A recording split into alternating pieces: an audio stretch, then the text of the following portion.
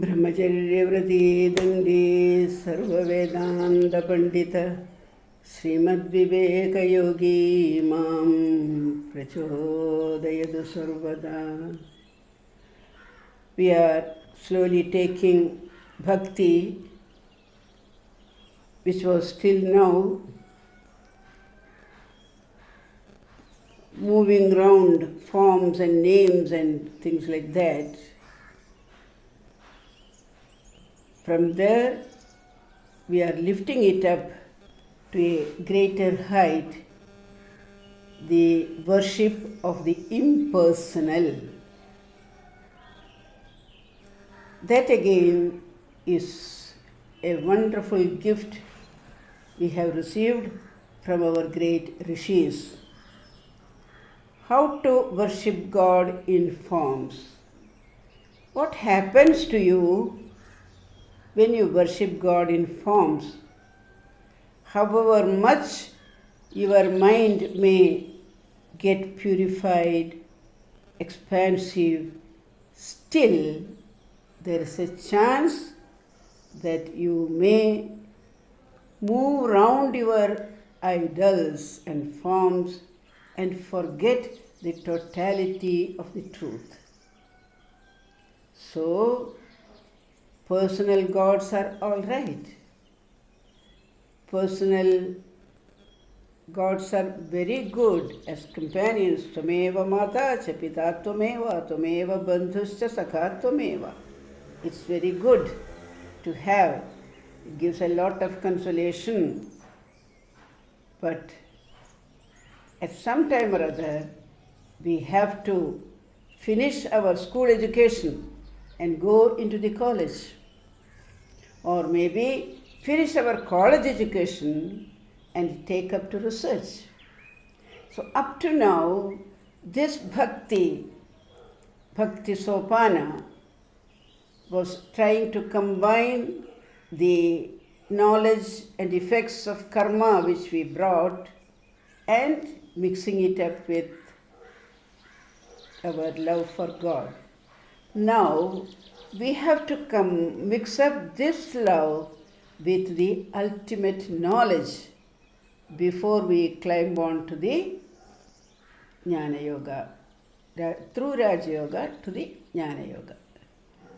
To make our bhakti more and more resplendent, more and more universal, more and more effective in elevating and enlightening the human life, we have to bring the element of ultimate knowledge of truth into it. Ultimate knowledge of truth into it. So, that is why the impersonal worship matters. We have in India the Dvaita, Visishtadvaita. They are all very deeply concerned with the personal aspects of God as Vishnu. All our Puranas, Itihasas, they all teach us how to worship the forms. But now, when we have to step into the Advaita, Advaita is the ultimate in science also. Science is a search for unity. Knowledge should be a search for unity. Swami Vivekananda was very, very firm about it. Your ultimate search should lead you to the oneness, the understanding of the oneness of the universe, the interrelated, interconnected, interdependence of everything, because they are all part of one ultimate truth.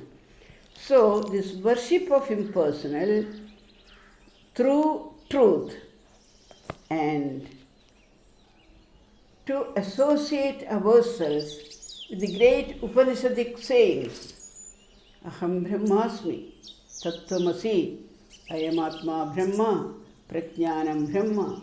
We have to taste those. And directly if you go and taste them, they may not help us to enjoy their taste.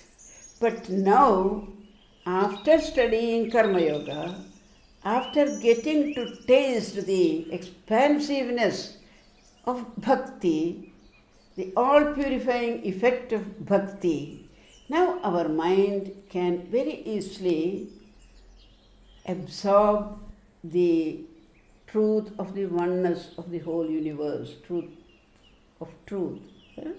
So that is why bhakti becomes more and more fruitful as we move from our ordinary personal level of adoration of Godhood into the adoration of the one ultimate truth. The whole life of man will be changed. From the personal, you move to the impersonal level of understanding the truth. What happens? The whole life of man will be changed. Strength, strength.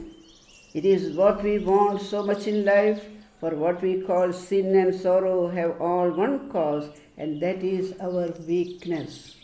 So, even in bhaktas, we will find a lot of weakness.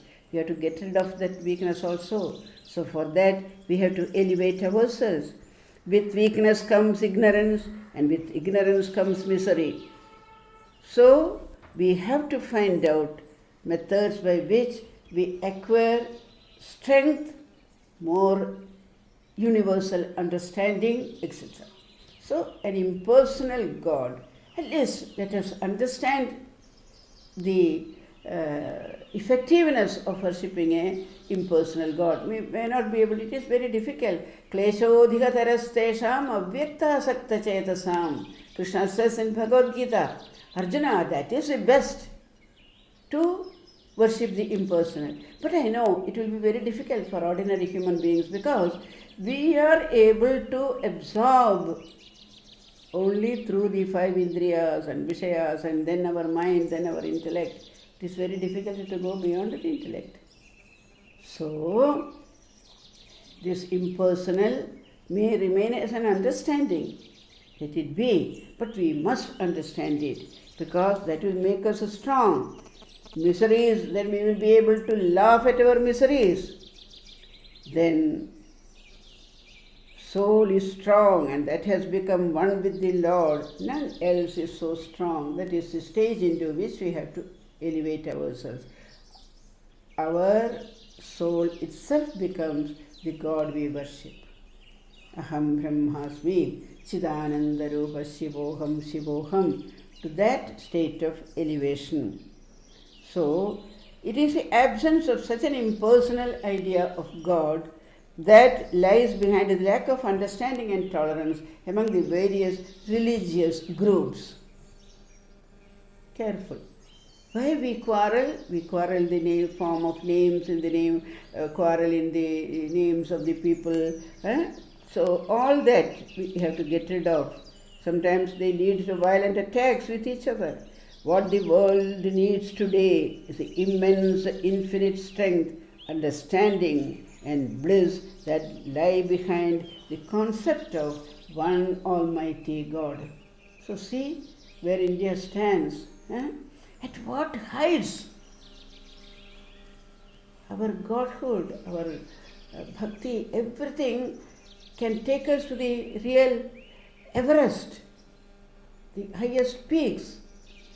So, what all our rishis have given us for the mundane people, for the ordinary people, for educated people, for everything to suit them. Then finally, the few who would go beyond this Indriya level of understanding truth and godliness, yes, for them there is that knowledge.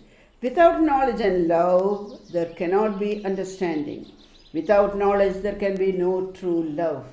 So, love to be really true, we have to absorb knowledge of the one truth into it. Both should blend together and expand the human mind.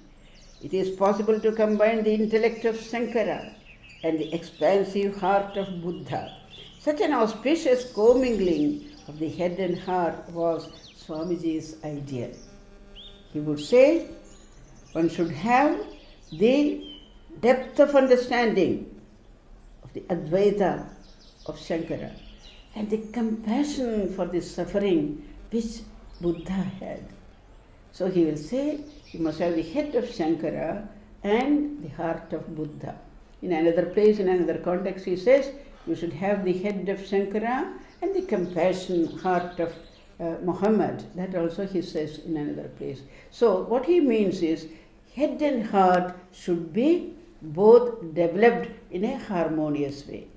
In the head we should have the Advaita understanding of the oneness of the universe, the oneness of everything that is there in this universe. At the same time, our heart should bleed for the suffering people who are the reflections of this one truth.